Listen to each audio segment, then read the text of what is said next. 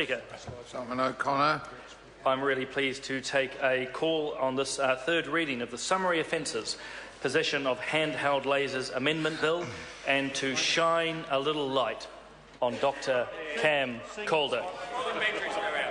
In fact, I've been shocked, Mr. Speaker, during the course of this bill. I've learnt two things. First and foremost, tonight, I've learnt you can deliver a valedictory speech and then return to the House and give a speech.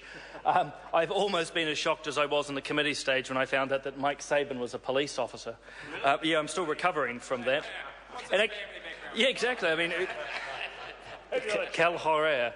I do remember, actually, in speaking in defence of what the last speaker was accusing this side of, we actually saw it was relatively important to draw out the important consequences of this bill. I remember that committee stage well. In fact, my father was here at that time, and I suspect he is listening in again. He certainly sent his best regards to you, Cam, as you've delivered your valedictory.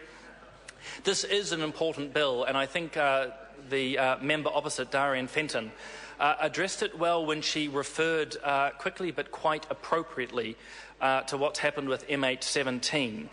Not so much the particular nature of how that airliner was downed, but the fact that the bringing down of an aircraft by whatever means it's a major incident.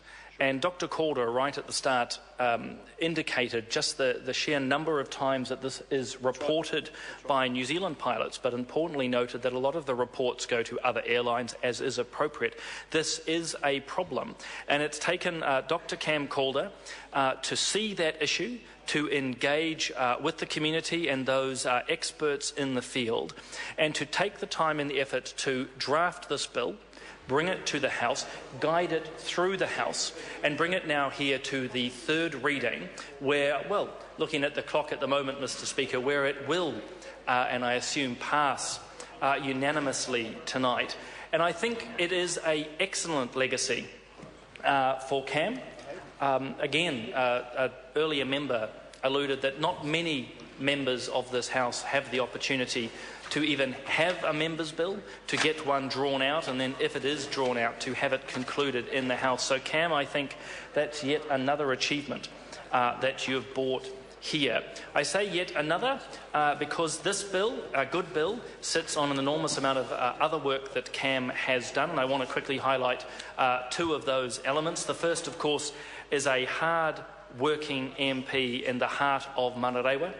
As someone who briefly worked alongside you, Cam, I saw day after day that hard work, and it's now translated into something like this bill here around the summary offences. I think you will be missed, Cam, from this caucus, from this House, and by the people of Manarewa. I'll miss you, mate. That has to be said.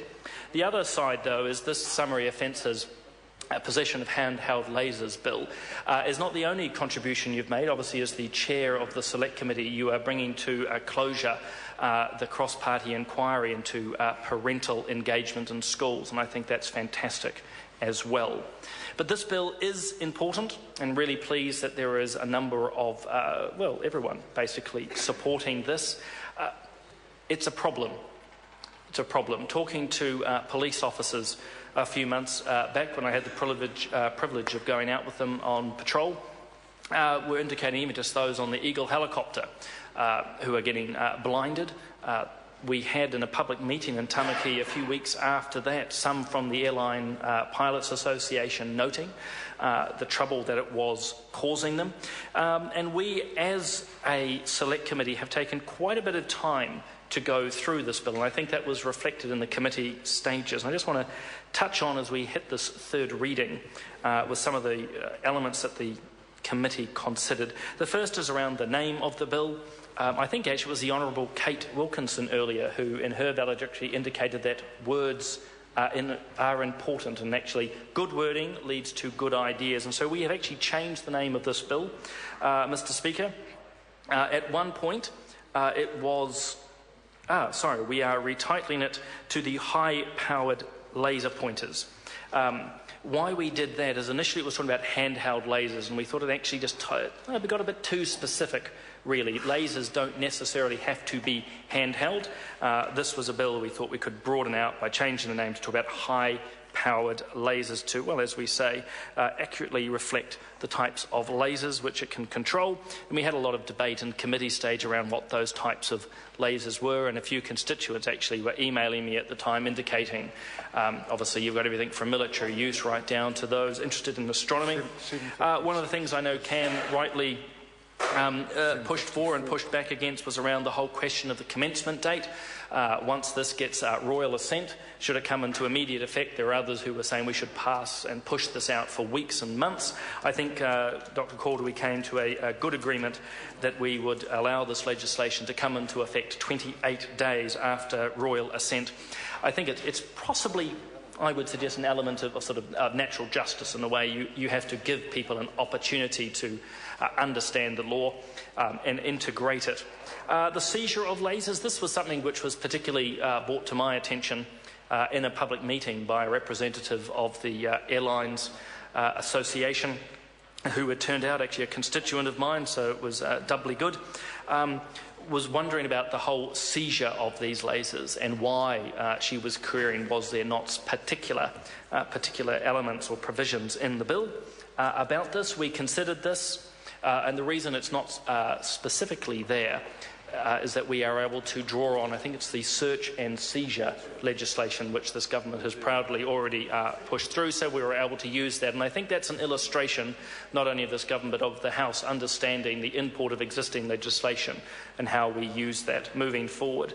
The last area, as you'd expect, was around the whole definition of what a handheld laser is, or a high-powered laser device. We took a long time considering this. We wanted clarity not only for the public but obviously for the police and the courts. They are ultimately the ones that need to manage this.